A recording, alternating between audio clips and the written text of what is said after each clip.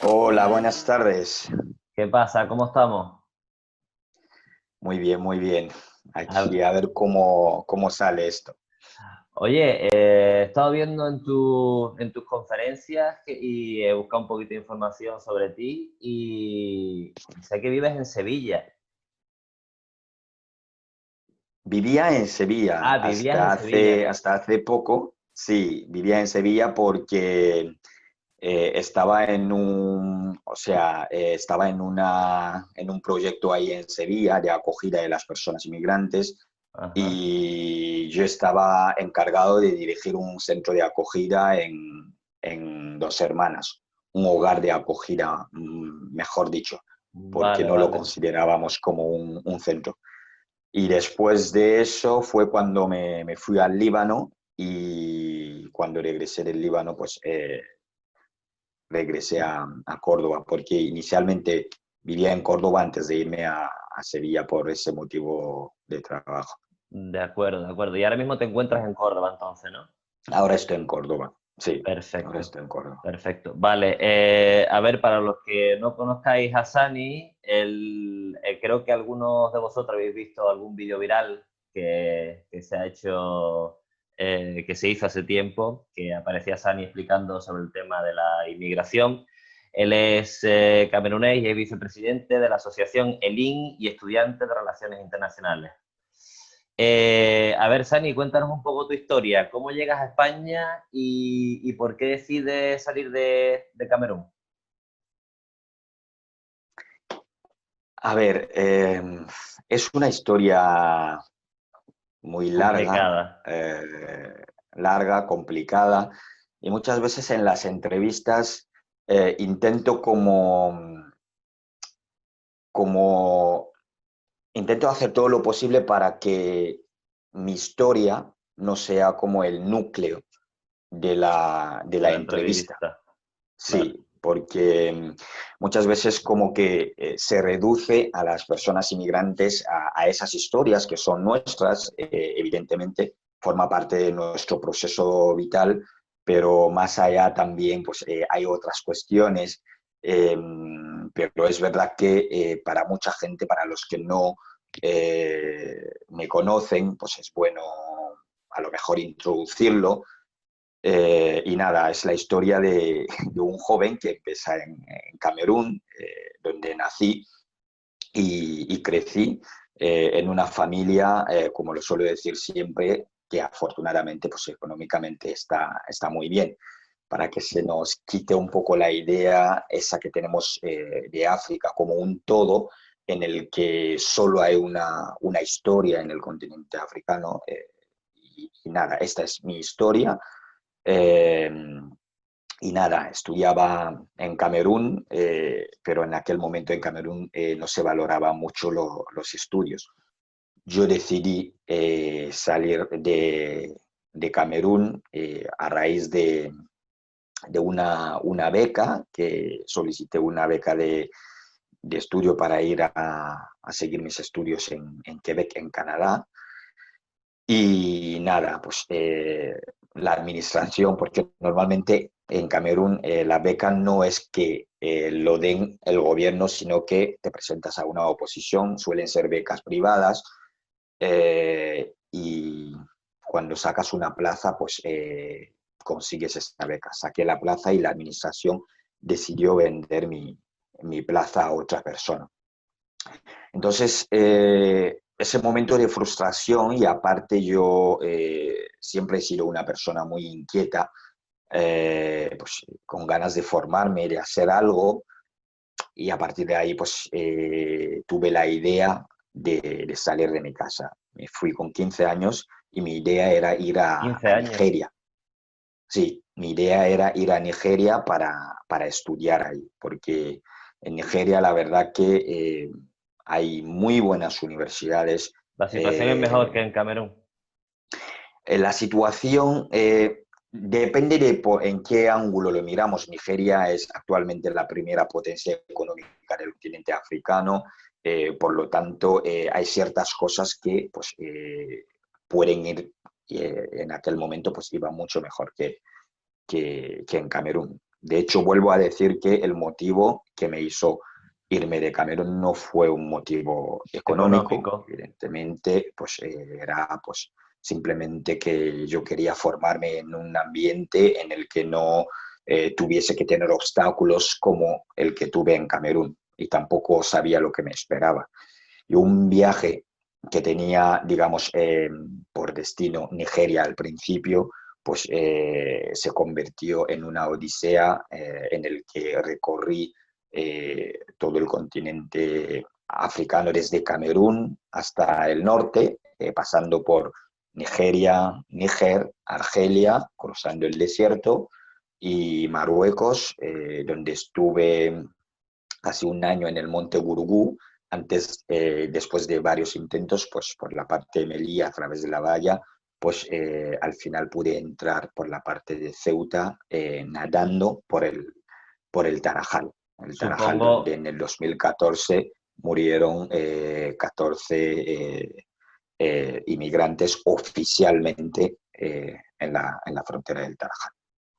supongo que en ese viaje viviría, viste cosas lamentables. Sé que contabas en una de tus conferencias que uno de tus compañeros cuando cruzaste el desierto del Sáhara, si no recuerdo mal, se llamaba Ibrahim.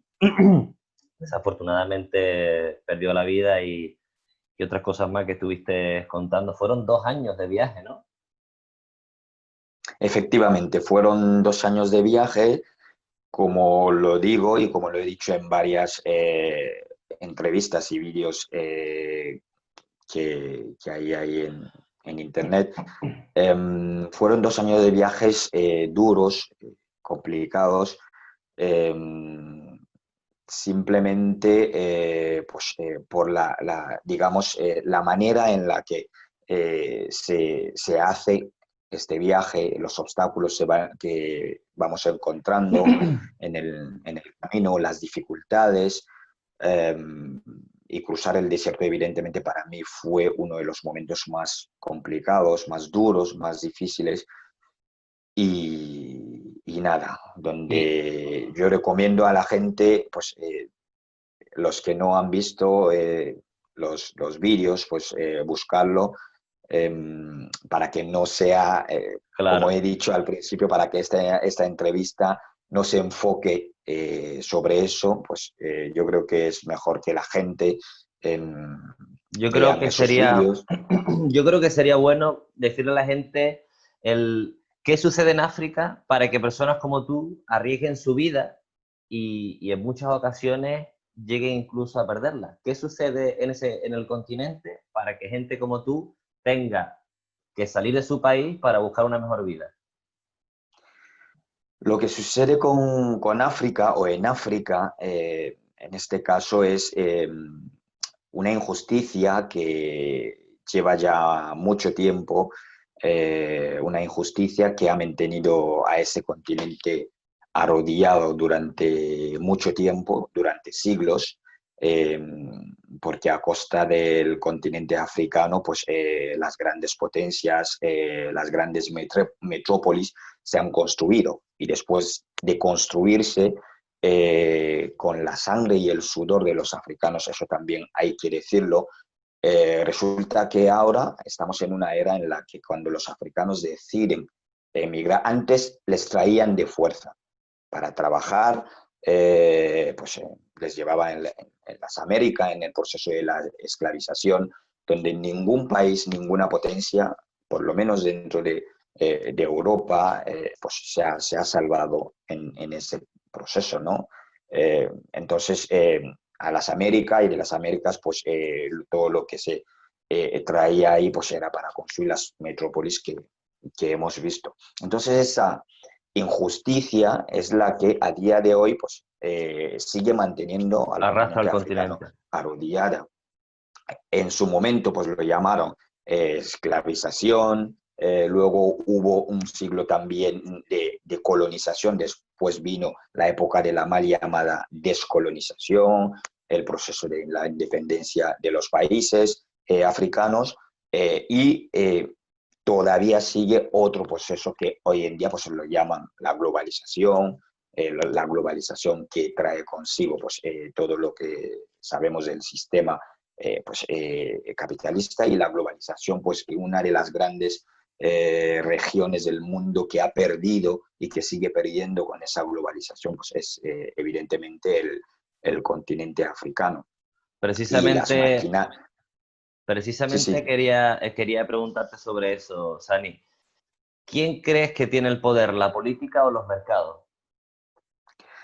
está más que claro, o sea, yo creo que hay que ser, no sé, hay que vivir en otro planeta para no ver que mmm, lo que gobierna, o sea, la política o los políticos ejecutan, pero los mercados evidentemente son los que controlan, porque estamos en un mundo donde la globalización, por ejemplo, que se nos han vendido, es algo que solo se contempla desde un punto de vista económico. Es decir, las multinacionales occidentales, europeas, pueden, digamos, desplazar sus sedes y todo e implantarse en otras regiones del sur global, en este caso pues en África, y esas multinacionales cuando llegan, a veces llegan con subvenciones de sus países para inundar los mercados de los países, en este caso de África, donde muchas veces no hay ni siquiera tejidos industriales fuertes. Y lo que hacen esas multinacionales pues, es inundar el mercado, vender productos a costes muy bajos porque previamente vienen con digamos, vienen con subvenciones de sus estados, y los pequeños comercios, los pequeños comerciantes en esos países del sur global, en África, donde, vuelvo a decir, no hay tejido industrial muy fuerte, pues ahí hay un desequilibrio en las competencias entre, digamos, esas grandes multinacionales, y que cogen el monopolio de todo en esos países. Y la gente que antes mandaban a sus hijos al colegio, a sus hijos, a sus hijas al colegio, con el negocio que hacían los comerciantes que llevaban a sus hijos al colegio, o pagaban todo en su casa, vivían de ese negocio, pues de un día a otro se dan cuenta de que no pueden competir con esas grandes multinacionales, y se ven obligados o a dejar esos comercios o a cerrar.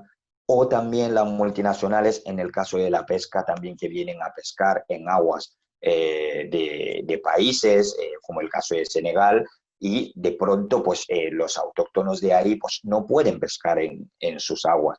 Y evidentemente pues en un mundo global donde nos han dicho que el mundo es global, todo el mundo se puede mover, pues la gente tiende a salir y a decir voy a ir a ver lo que se puede en otras partes del mundo. Y si desde tu país, a través de la externalización de las fronteras, cuando vas a pedir un visado para hacer ese viaje legalmente, no te permiten hacerlo, porque desde las embajadas de los países europeos y occidentales en tu propio país no te dan un visado para poder viajar legalmente, hacer un viaje de estudios, un viaje de turismo o lo que sea, pues la gente piensa en salir de cualquier manera. Y Por además eso muchas veces cuando escucho, depende del pasaporte, porque por ejemplo yo con mi pasaporte europeo tengo más derecho que cualquier otro, tengo más derecho que cualquier otro ciudadano de África de moverme hacia donde quiera. Que es curioso que esto que se habla de la globalización, que se dicen que puede haber flujos de movimiento, pero solo hay movimiento para mercancías y capitales. Después cuando se habla de personas, ahí no puede haber movimiento.